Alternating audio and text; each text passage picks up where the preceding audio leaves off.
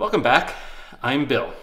I have in my hands here a Coleman Model 505 single burner backpacking stove. These were produced by the Canadian Coleman Company from 1976 to 1983. This is stamped on the bottom 1978, so January 1978. They were also sold, the identical stove was also exported to the US and sold as Model 576. They used the Peak 1 brand name, and here in Canada they were called the Pocket 2. I assume Pocket 1 would be the old GI pocket stove based on the mil-spec models from World War II. Years ago, I made a video on the Canadian Coleman Company's Easy Light valves, and I left the 505 out because I could not find my 505 at the time, and because I decided to focus on lanterns in that video anyways. The reason to include this is because the 505 valve is closely related to the valve used in the 321A lantern, and of all of the Easy Light valves, they are the biggest pain in the rear. So I've had a number of people note that I left this out. I still can't find the 505 that I know I had at one point in time, so a fellow collector here on the island passed this along to me so that I could make the video, and I will also be making an exploded diagram of the valve parts, which will go into my Easy Light field guide, which I have posted on the Coleman Collectors Forum and in various of the Coleman Facebook groups. If you're looking for that, I've got photos and a PDF document with all of that. So let me get to taking this apart. I am going to do some cleanup on this. I'm not going to film a full restoration on it because it's not in that rough of shape. The main issue here is to show you about the valve. So let me begin, I guess. Probably the easiest place to begin is just by taking the generator off, and there's a jam nut here.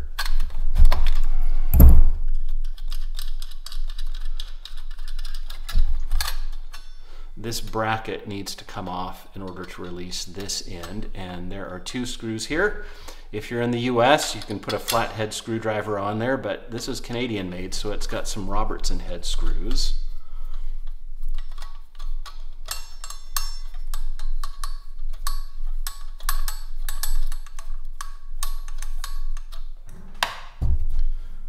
One on either side of that bracket.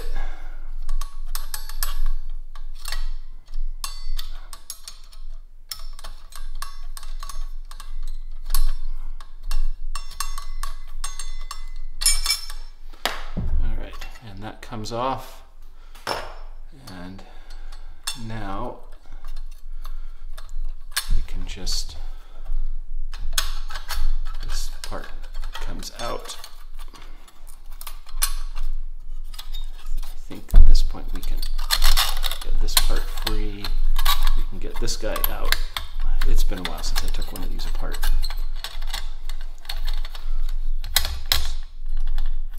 There we go. All right. Don't bend it much, but you need to bend it a little bit to get it out. So what you can see is here's our fuel valve. It squirts fuel up into this end of the generator. It runs around and it comes out through this jet here. And then this is the equivalent of a cleaning needle that runs up into here and makes sure it cleans that orifice, but it is also the regulator for the flame, because this valve is simply what I want to say. The valve is simply a light, off light and run affair. So this is our generator.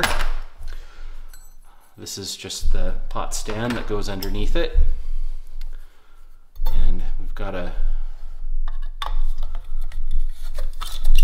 flathead screwdriver there, and then this is just a standard set of cap and our flat and corrugated burner rings here. You can see just like other stoves. We've got an inner cup. So in that case, it's basically the same as what you'd find on 2-burner stoves of the era. And then we've got another screw here.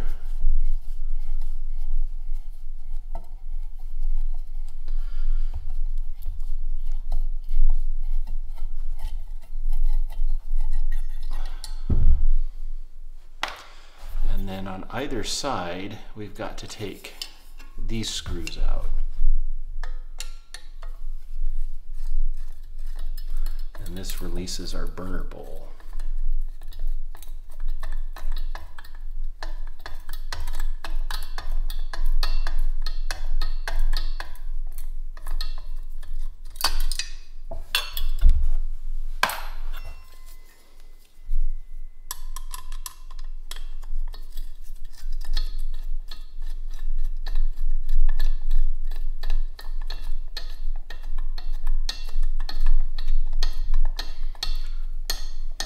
Certainly seem longer than they actually need to be.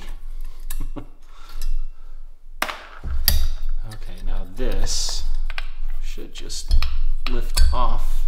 It could be pinched in there, and this is all basically one piece. It's riveted together, so it doesn't come apart any further than that, but I can't imagine any reason why you'd need to take it apart further.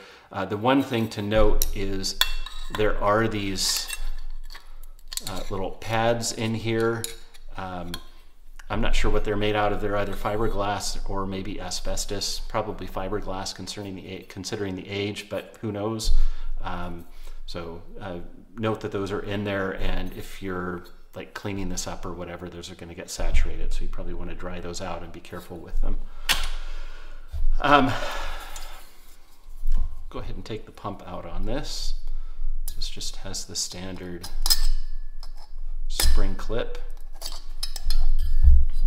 There we go.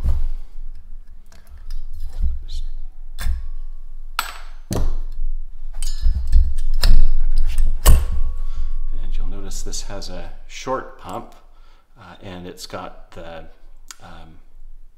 clip inside. So since this doesn't need to be disassembled any further, I can clean it up as it is. This just needs to be oiled, and actually it seems to be working fine right now. I'm going to leave it as it is. I don't want to pry off the clip if I don't need to, but if you do need to pry that off, just take a small flathead screwdriver and stick it in the holes and work it around the groove until it eventually does pop off, and then you may need to flatten it a bit to get it back on, but they are reusable. And then we've got the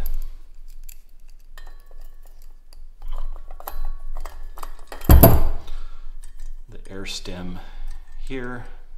It's just like any other valve, and the check valve is a standard check valve. The only issue with the pump on these is they are shorter. I'm not going to take the check valve out. It works fine. You've seen me do that in other videos.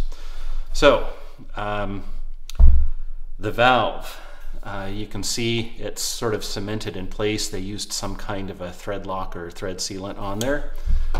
That will probably make it relatively tight. So I'm going to get out my large wrench here.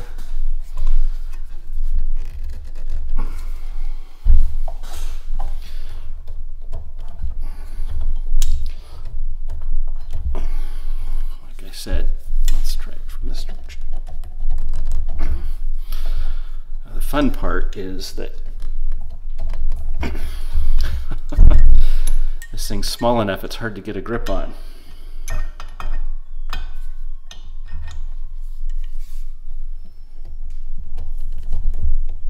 There we go. The fun part is that they use this same sealant on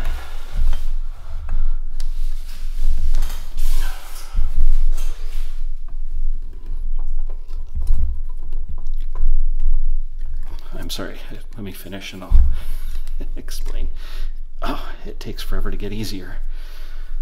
Okay.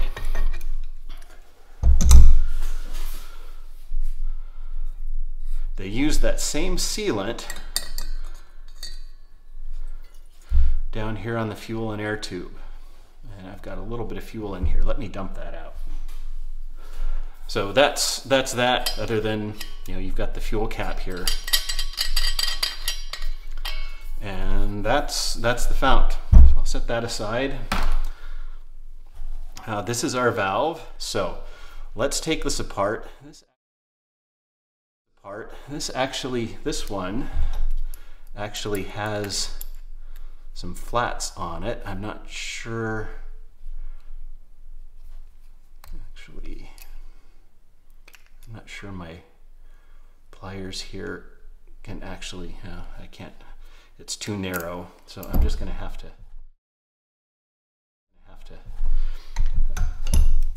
use some pliers on it. So I will hold the valve body with this.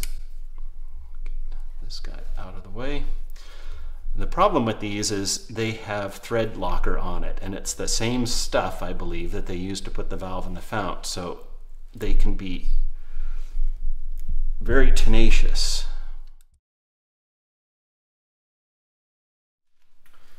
All right, I've moved over to the vise here. I also hit this with a propane torch just a bit, which definitely means we're probably going to have to replace the schrader valve in there. We'll see once we get it apart, but you can see from this angle this threads down into the valve, and I'm hoping the heat did something to break down the hold of that sealant that's on there. All right, it is turning.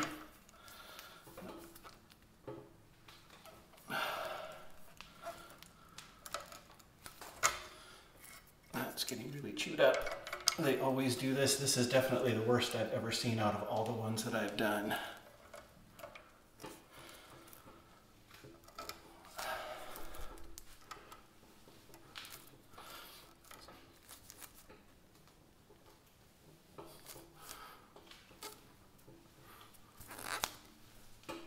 All right, I think it's...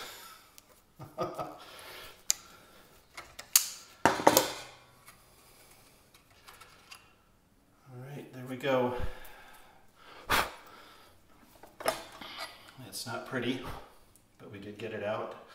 And no, that's not because it was crushing this upper part. It's pretty sturdy. So let's go back to the table. Okay, fuel and air tube is off. We're almost there. The last thing we need to do is take out the schrader valve. That'll release the air wire and the spring, but presumably the schrader valve is the reason why we've gone to all this trouble to take this apart, and you're not just filming a video for YouTube showing how it's done. The schrader valve is the likely failure point on these. They're getting old, the rubber's getting hard, and they may not seal anymore. So to get that schrader valve out, all you need to do is put some needle nose pliers on there like this and turn it out, or use a schrader valve core extractor. But needle nose pliers, you probably got those, they work just fine. The thing is, the schrader valve, now I'll do this, and it came right out nice and easy. The problem with these is that this rubber seal on the outside, after all these years, 40, 45 years, basically gets bonded to the inside of the fuel and air tube.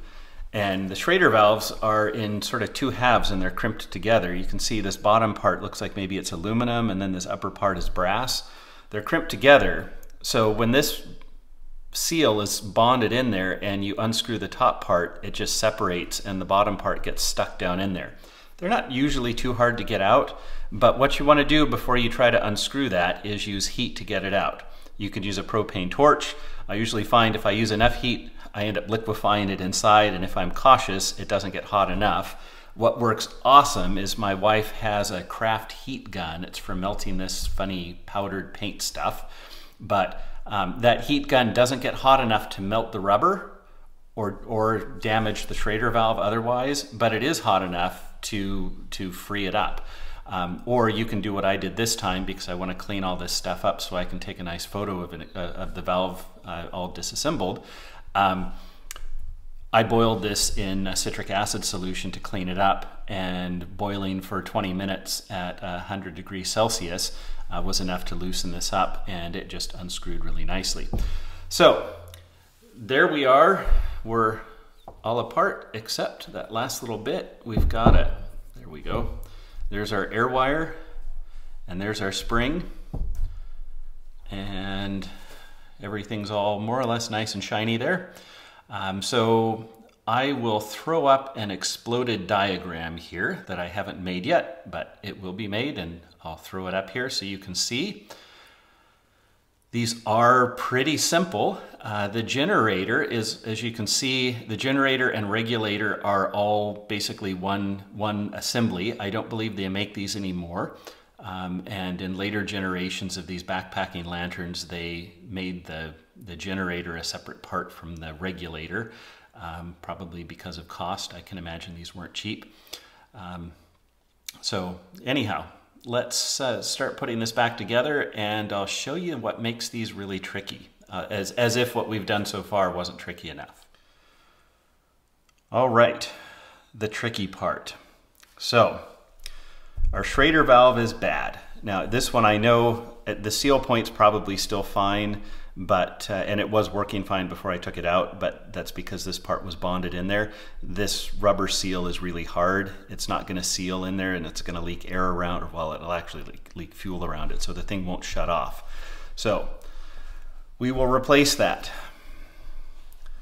This is my replacement. I'll throw a part number for it down below if that will do you any good. The guy I got these from had to buy, I think, 150 of them in order to get them, so that might not work for you. But what I used to do before he sent me some of these is I would take the old schrader valve core down to Napa, and they would bring out their big tray of schrader valves, and I would go through and I would compare the size and the length, and I'd make sure I got one that was fuel rated, and I'd find the closest thing I could possibly find. Usually they have, if you look at this, it's got a little nub on the top. Sometimes I found that that had to be filed down, not to shorten it, but to file the lip off so that it was flush, because depending on how your replacement schrader valve is put together, it may be necessary for the plunger to go all the way down and be flush in order to open this far enough and in order to push the air wire down properly. So what I have found is you want to find the closest length possible, but there's room for a little bit of play or adjustment when we put this back together.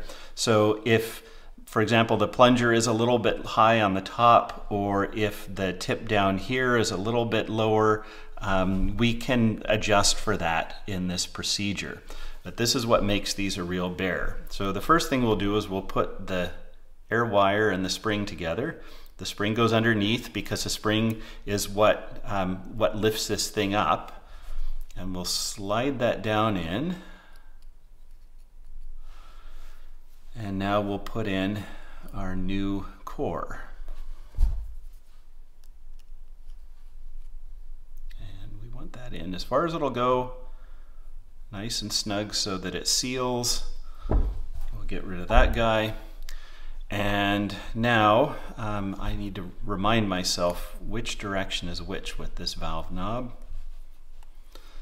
So this is the off position here when it's you can see or hopefully you can see the air wire is flush with the bottom. That's off. So we're turning this anti-clockwise, and you can see hopefully now the air wire is protruding through a little bit. So that's the run position. So we know anti-clockwise is run, clockwise is off. So let me take this back off and I'll show you what we're trying to do. There is an eccentric block in here that's turned by this guy, and we need to find the sweet spot where the plunger here is in contact with that eccentric block in the off position, because as soon as you have any pressure on this and push it down, that's going to open the schrader valve and fuel is going to start leaking through there. So We want to find the sweet spot where this guy rests on or almost rests on the eccentric block in the closed position, but in the open position, the eccentric block will push this down, and we want the air wire protruding down here at the other end just enough that that notch in the air wire is visible. And this is sort of the opposite of the old instant lighting air wires, because they do the opposite. This is closed, and then when it's opened, it retracts to open that hole. This, there's a flat spot or a notch in the air wire, and that allows fuel to leak around it when it's in the open position. So we need to find the sweet spot where that notch is exposed when it's running or in the run position, and where this guy isn't being depressed in the closed position. And that can be tricky. The other thing that is an absolute must on these is you have to put some kind of thread sealant or thread locker on these threads, or it will leak air up through this valve. I recommend you do not use this hardcore thread sealant or thread locker that Coleman used. So I'm just going to put a little bit more than I wanted, but that'll be okay. This stuff takes a few minutes to set, so that will give us time to play with this and get it adjusted properly. So what I usually do is turn this in.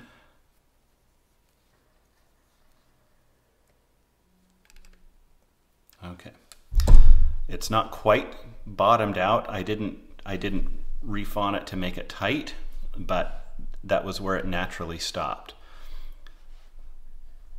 So if I look at it now, I know it's going to need to tighten more than that. I've got a whole bunch of the notch exposed here, way more than I need. So I suspect that I've got this on too far. I'm going to back this off, watching that notch, and I know the notch is really hard to see.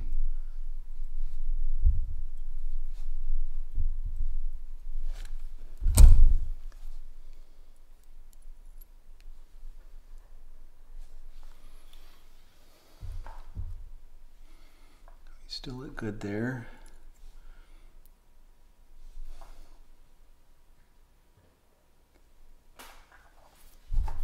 Sometimes it helps if you grab this. Sometimes the hard part is actually finding where the notch is.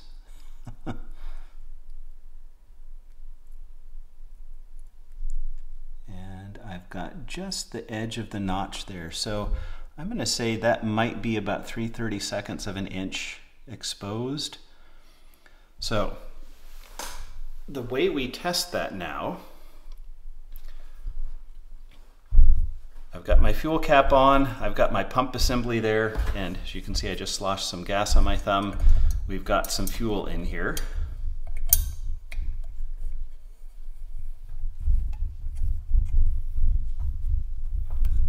Put this in. That's tight enough. I'll get a paper towel because gas is going to shoot out of here. So anti-clockwise, clockwise was closed. So at this point, the valve, if we've got that everything positioned right, the valve shouldn't leak when we pump it up.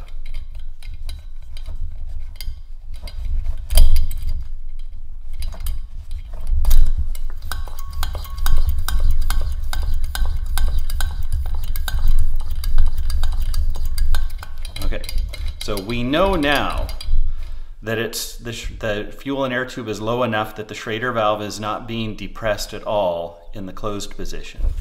So now what we want to do is get this ready, and we'll open this up, and it's sputtering. So that's actually good. I still feel like there's more exposed than necessary down here. If I hold it against here, this is sticking out more than it did originally. So I'm just going to back this off.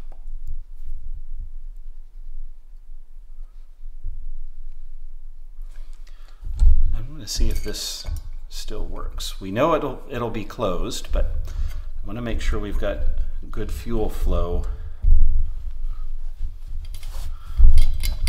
when it's open. Off.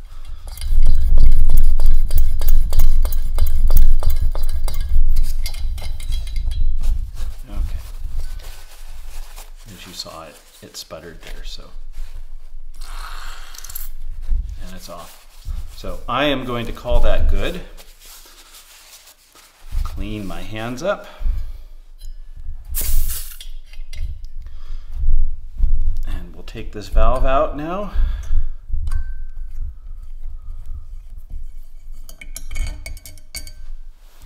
We'll wipe these threads off here. And we need to use some thread sealant on this.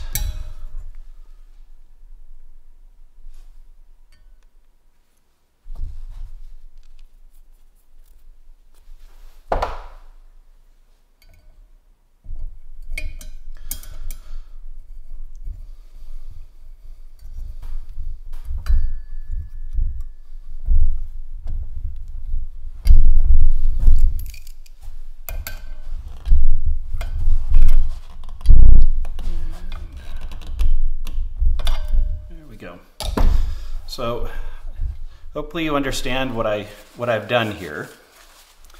I screw the fuel and air tube in again until it feels like it's up at the top where it naturally sort of stops, and then I turn the valve to the open or run position and check to see how much of the air wire is sticking out. And in this case it was an awful lot. So I backed it off, but basically I backed it off until I could just see a bit of that flat spot in the notch exposed through the pickup orifice when it was in the run position. Once that's visible, then I know, and of course with the schrader valve, if there's a bit of variation in the length of the plunger or the schrader valve itself, this adjustment may change a little bit. I don't know if Coleman always used exactly the same schrader valve or not. I expect they did, but maybe they didn't. All I can say is you can't just screw the fuel and air tube in until it's tight, because that'll be too far. If you screw it in that far, this thing will never shut off because the plunger will be bottomed out on the eccentric block, and that's the tricky part. So screw it in until just that notch is exposed a little bit. Then screw it into the tank, pump it up, make sure that when it's in the closed position, nothing leaks, and then open it and make sure that you get a good sputter of fuel. If you do that, you should be good to go. And my thing is, as far as that notch exposure, I want just the very bottom edge of it. You don't need to have it out in the middle, sticking out, you know, a quarter of an inch or a centimeter from the bottom of the fuel and air tube. And if you do, chances are it's too high anyways, and the schrader valve will never shut off. So now let's put this all back together. So the burner bowl, this little hole lines up with this hole. That's where the generator plugs in. And if we line up this little hole here on top, then the ones underneath should line up by default.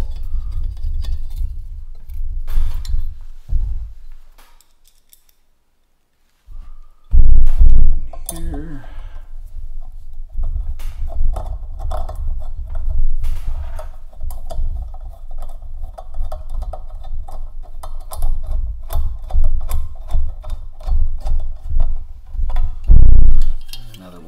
Side. These are the two longer screws here.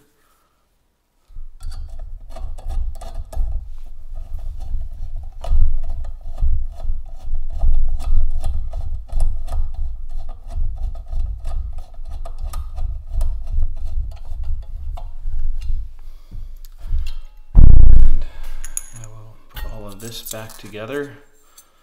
We'll get our bowl there. band of blue rings and our cap. Make sure that's all lined up, and then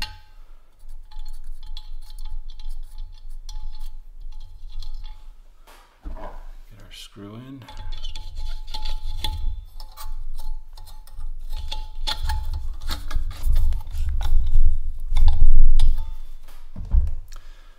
And our pot stand on there.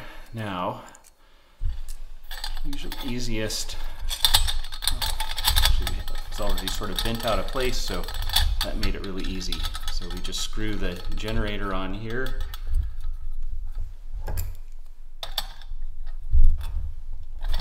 Get snug, and then the gas jet goes into that opening, into the manifold.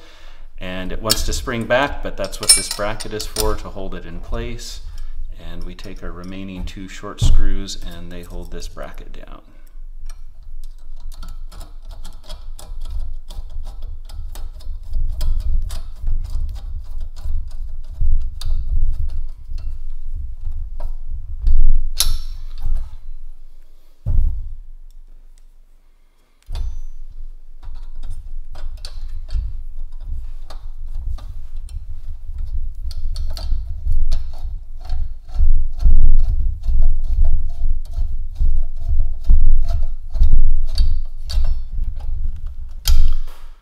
Ready to go. Quick inspection. All right, that's good. So this guy, I believe, when it's off on this side, that's the run position. This is the clean or the fully regulated position. So go ahead and pump it up. Let's see, clockwise was off. Wait, that's anti-clockwise. Clockwise is off.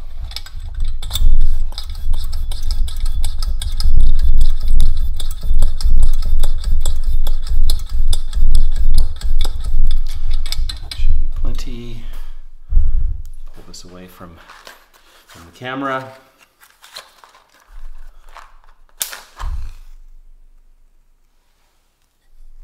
Because they usually take off quickly.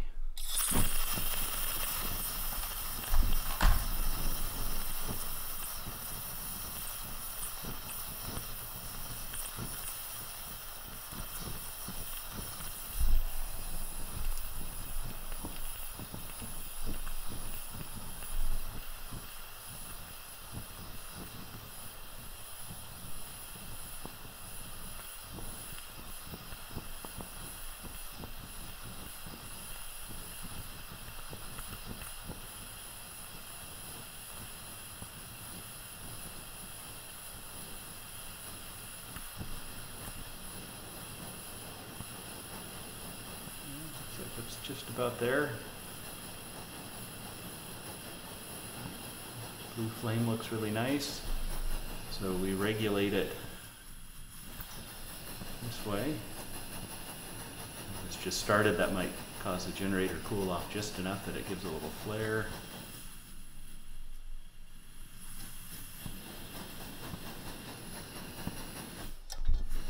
We can clean the needle that way, or clean the jet that way.